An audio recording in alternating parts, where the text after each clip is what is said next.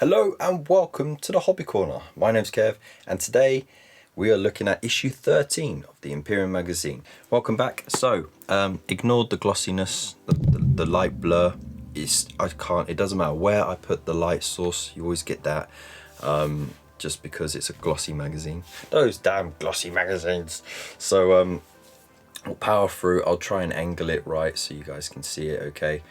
But yeah, I want to say a massive thank you to Ravens Rook Miniatures, because even though you didn't make a donation strictly for this, it's because of your donation that this is partly paid for. So thank you so much for your support, mate. You're an absolute fucking legend, and links are in the description below to his amazing channel. Go check him out. He's awesome. He's a really nice dude. Also, if you want to be an absolute legend, there are links in the description below where you can make your donations. And also we have a Buy Me a Coffee membership where you get to unlock some awesome perks, and the channel membership on YouTube is now live. We only got one tier because I'm just trying it out. Might add some later on if it's popular, who knows, but you get to unlock some similar perks as well. So big shout out to all you absolute legends. Now let's get cracking. So issue 13. Now there's been a bit of delay reviewing this, not from post or anything, just because, you know, run up to Christmas and everything, but we have got 5 Intercessors. This is the first of 10. They're really cool miniatures. There's some versatility in there, in that you have 3 different options for the unit sergeant. It's a decent one. You could do a lot with it. Now this one has a pull-out, so we'll have a quick look at the pull-out and then we'll get cracking to the issue itself. So we have 1,000 chapters. There may be as many as 1,000 Space Marine chapters in the galaxy. Some were born of the first founding, and they have a history that goes back 10,000 years. Others are newly founded. All serve the Emperor and fight his wars with unquestioning loyalty. So there you go. We've got some Black Templars in there as well, and of course, quite timely when this was released, this issue, of course there was a whole refresh of the Black Templars Codex and miniatures and stuff like that, and all the extras. So yeah, you can really tell that Games Workshop and Hashi have been working together to make the most out of this magazine to promote new products and stuff. And you would have seen it in Conquest and in not so much in Conquest, but more in Mortal Realms. So it's a good marketing tool. So we have the Imperial Fist here, son of the Primarch Rogel Dawn. The Imperial Fist specialise in siegecraft, whether breaking into seemingly impenetrable forces or defending the Imperium's own bastions. And then the Black Templars are second founding chapter. The Black Templars trace their lineage to Rogel Dawn. That's right, they're a successor chapter to the Imperial Fists. They're on a constant crusade, and unlike most Space Marines, they worship the Emperor as a god. They're quite fanatical about that, and because they're on a constant crusade, they're not bound technically by the amount of troops they have, as we'll look into that a bit more. But essentially, each chapter is supposed to be restricted to 1,000 Space Marines. But because they're on a constant crusade, they have constant recruits going in and out, and novitiates and stuff like that. And their forces are split around the galaxy. No one truly knows how many they actually have. So, sneaky tactics, of course. On the back here, you got Space Wolves up here, another first founder chapter. Just like the Primarch Leman Russ, the Space Wolves are fiercely independent. They continue to reject Rubuti Gilliman's Codex Astartes in favour of their own methods of making war. And then Dark Angels. The Dark Angels are a chapter who have been shrouded in mystery since the disappearance of their Primarch, Leon L. Johnson. They are renowned experts in the use of plasma weapons. So there you go. Codex Astartes at war. It is believed that there are approximately 1,000 Space Marine chapters. Each chapter operates independently, fighting the Emperor's battles. In the wake of the Great Rift, the galaxy is riven by war, and these loyal chapters find themselves embroiled in countless conflicts across the galaxy. So there you go. So it goes on about the original Space Marine legions. There were 20, known as the First Founding, created by the Emperor himself. And then after the Horus Heresy and the schism between half of the legions, Roberto Guilliman started the Codex Astartes, which laid out some rules about how to, fight war, logistics, all that sort of stuff. But more importantly, it restricted each chapter to having 1,000 Space Marines, so they no longer held that power of an entire legion. Some of the chapters refused this, like even though they went from being legions into chapters and had successor chapters, some of them refused to follow the Codex Astartes strictly or even at all, in favor of their own traditions and methods. So they are exceptions. You got fleet-based chapters as well, so they're ones that travel through space aboard colossal strike cruisers or battle barges. The one that is most famous is the Phalanx, which is essentially an asteroid that got turned into a space fortress by the Imperial Fists. So that's pretty cool. And of course you got chapter planets as well.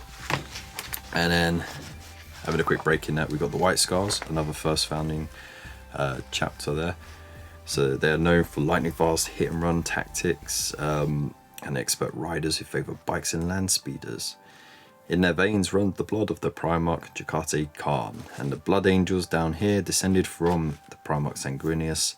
The Blood Angels suffer from a genetic flaw which makes them susceptible to an all-consuming fury known as the Black Rage, which was triggered by the death of their Primarch near the end of the Siege of Terra during the Horus Heresy. And it's just affected them ever since. It's a weird psychic thing. And then here we go, a nice galactic map. I love these maps, these are really cool. And you'll find this in the folder as well as the print on the back. So first things first, you'll notice this massive red line here. This is the Cicatrix Maledictum, or the Great Rift, that was ripped open by Abaddon the Spoiler and linked some of the warp storms like the Eye of Terror. The Eye of Terror. But essentially what it did was it cut the Imperium in half, so half of it is no longer able to see the light of the Astronomicon, the big psychic beacon that all navigators of spacecraft use to see where they're going, sort of navigate where they are. They got the two names, so that's Imperium Nihilus and this is Imperium Sanctus. So there's a lot of these anomalies dotted around now. There wasn't as many before. And you'll notice there are a lot of chapter homeworlds. There's Inquisition owned places. There'll be places owned by the Sisters of Battle on here as well. There'll be Forge worlds and stuff like that. It's really nice to look at if you're looking for sort of an idea of making your own custom Space Marine chapter, or if you want to choose one of the different ones that there's around.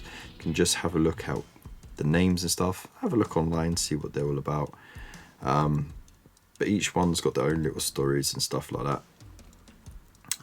But yeah, no, this is just really nice to look at. Right, so we've got the Assault Intercessor Squad. Paint your new models and new fight phase rules. Let's have a look-see. So Assault Intercessors, mobile close combat specialists.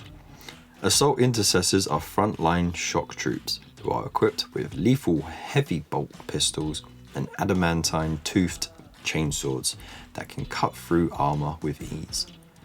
Their task is to charge the enemy and use their melee weapons to disrupt and break their lines.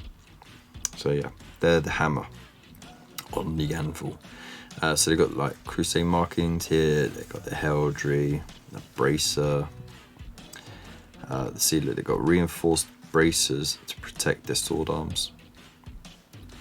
So that's pretty cool. That's a nice little detail. Plasma pistol and bionic arm, which is an option for the sergeant. And of course, squad sergeant has the pin on the helmet. And of course, you got your battle record as well. So you can give them name, heroic origin as well. Hive scum gang member, noble scion of a high house, indoctrinated youth soldier, son of the feral tribe's leader. It's quite a mix there. So go mad with it. And of course, we'll be doing this on a live stream as well, naming them and having fun with that. So check that out, Mondays live at 9 PM. In search of immortality, the Necrons are feared across the Imperium and beyond as a race of immortal android warriors. Rumors persist of ancient Necron tombs rising beneath the surface of settled worlds, and of relentless legions crushing all beneath their metallic tread. Yet the Necrons were not always thus. Ooh, okay. So this is going to be some really cool toilet reading, but it's going to cover a bit more of their history about who they were. You know, they were the Necron tier, got into a war with the old ones. They were losing. They found the Catan to team up with.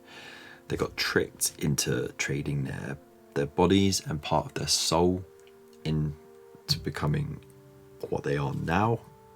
And while the Catan were, it's Catan or Satan, I'm not sure, but while they were like gluttoned on the feast of souls, the Necrons took their revenge, trapped them, broke them into pieces and shards, and harnessed their energy to finally defeat the old ones.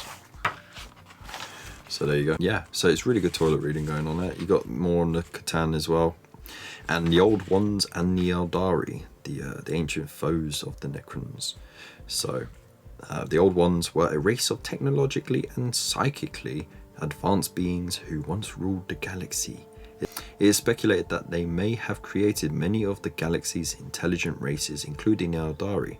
Gifted psychers, the Eldari served the Old Ones during the war against the Catan and their Necron-tier allies.